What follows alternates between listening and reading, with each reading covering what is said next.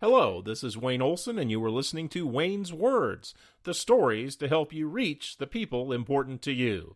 This is episode 4, The Power of Speech.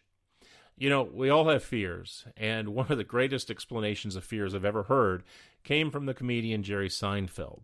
He talks about what the most common fears are that we have, and he noted that more of us are afraid of public speaking than we are of dying.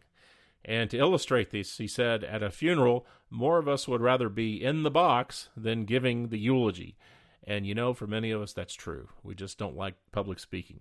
But fortunately, I do a lot of public speaking for a living, and I love it, and I'm grateful for all those people who've invited me to speak. And I thought I'd share with you some tips on how you and I can all improve our public speaking. First thing I want to do is tell you that one of the things you hear about a lot is picture the audience in their underwear. No. Don't do that. Doesn't do anything for them. Doesn't do anything for you. Don't picture them in their underwear. However, here's how you should picture them. They're fans. They're rooting for you. They want you to do a good job. If they didn't, they wouldn't be there, and you'd be wasting their time and your time. So whenever you gather together and people want to hear a speaker, it's because they want them to do a good job. They don't want you to fail. They are there to see you succeed. Another tip to remember is that the reason why they are there is because you have learned something or experienced something that they have not, and they want you to share that with them. You are there to bring something new to them, something they haven't experienced before. So think about things that you know or that you've researched or that you've prepared or can prepare that would be new to your audience. And speaking of new to your audience, I once met a great speaker named Richard Wildman, who I've kept in touch with and who I consider to be my greatest mentor and teacher on the art of public speaking. And I asked him, I said, Richard, how do you do it? How do you speak to so many people so well? He said, Wayne, it's really simple. I always remind myself that I am there to serve them. They are not there to serve me. They're here so that I can give them something they don't have. It's about them. It's not about me.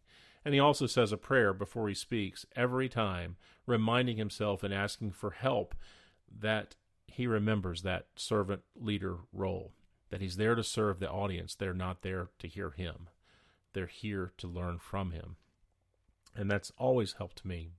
Well, let's sum it up. And what are some of the things that we can do to speak better? And keep in mind, in a later blog or podcast, I'm going to give you some advanced topics like whether or not you should take questions and how you should end on a strong note, things like that. But for now, remember that you don't want to waste time. That's the first tip. Don't waste the audience's time. And by the way, all of these tips are about time. Don't waste time. If you have 90 people in the room and you speak for 1 hour, you have not wasted 1 hour. You've wasted 91 hours. So don't waste their time. The other thing, it's simple. Start on time. And the next thing, of course, end on time. You'd be amazed at how much audiences appreciate somebody who shows up on time and ends on time.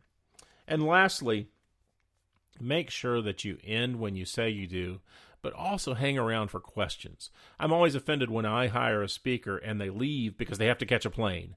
They should have budgeted enough time to invest in the audience. Remember who is the one that's there for them and not for the other way around.